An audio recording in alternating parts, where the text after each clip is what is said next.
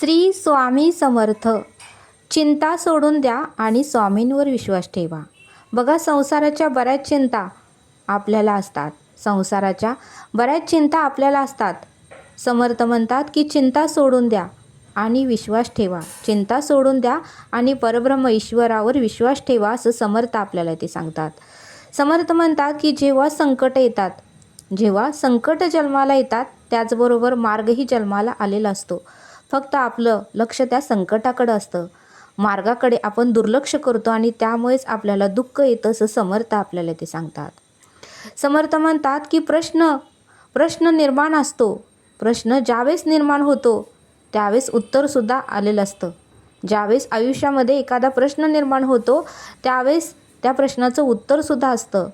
पण आपण मात्र उत्तराचा शोध घेत नाही. आपण मात्र चिंताच करत राहतो आणि त्यामुळेच आपल्याला दुःख होतं, असं समर्थ आपल्याला ते सांगतात.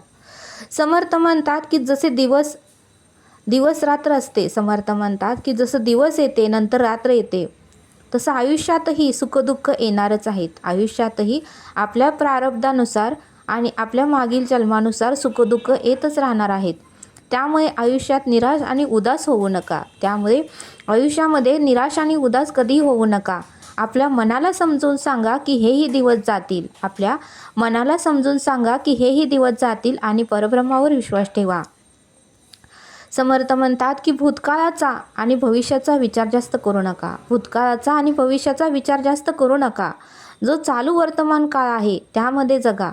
कारण वर्तमान काळ जो असतो तोच आपल्या हातात असतो. आपण जो भूतकाळ गेला आहे तो माघारी आणू शकत नाही आणि भविष्यात ज्या होणार घटना त्याही आपल्याला माहिती नसतात. त्यामुळे वर्तमान काळ कशाला खराब करता, असं समर्थ आपल्याला ते सांगतात. वर्तमान काळ जास्तीत जास्त आनंदाने जगण्याचा प्रयत्न करा, असं समर्थ आपल्याला ते सांगतात.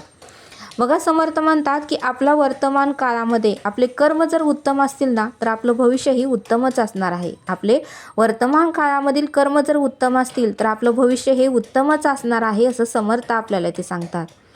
आणि म्हणून समर्थ म्हणतात की बऱ्याच गोष्टींचा विचार आपण सतत करत असतो. काही गोष्टी त्या काही कामाच्याही नसतात.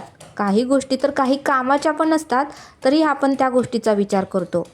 म्हणून समर्थ म्हणतात की चिंता करायची सोडून द्या. चिंता कोणत्याही गोष्टीची करू नका. सगळं काही ईश्वरावर सोडून आनंदाने जगण्याचा प्रयत्न करा.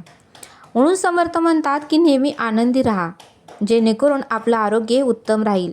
कारण आपण चिंता केली की त्याचा विपरीत परिणाम आपल्या शरीरावर होतो आणि मग त्या शरीरावर काही ना काहीतरी आजार चालू होतात आणि मग शरीर साथ नाही दिलं की आपण कोणतंही काम करू शकत नाही. म्हणून समर्थ म्हणतात की सगळ्यात लाख मोलाची संपत्ती म्हणजे आपलं शरीर आहे. त्यामुळे नेहमी आनंदी राहण्याचा प्रयत्न करा. नेहमी हॅप्पी राहा आणि नेहमी हसत राहा, असं समर्थ आपल्याला ते सांगतात. आपण काळजी, चिंता या करूनच आपल्या देहावर आपण आजार आणतो आणि त्यामुळेच आपल्याला त्रास होतो. म्हणून समर्थ म्हणतात की चिंता, काळजी सर्व काही परब्रह्मावर सोडा आणि वर्तमान काळामध्ये आनंदाने जीवन जगा, असं समर्थांनी आपल्याला ते सांगितलं. श्री स्वामी समर्थ. जय जय स्वामी समर्थ.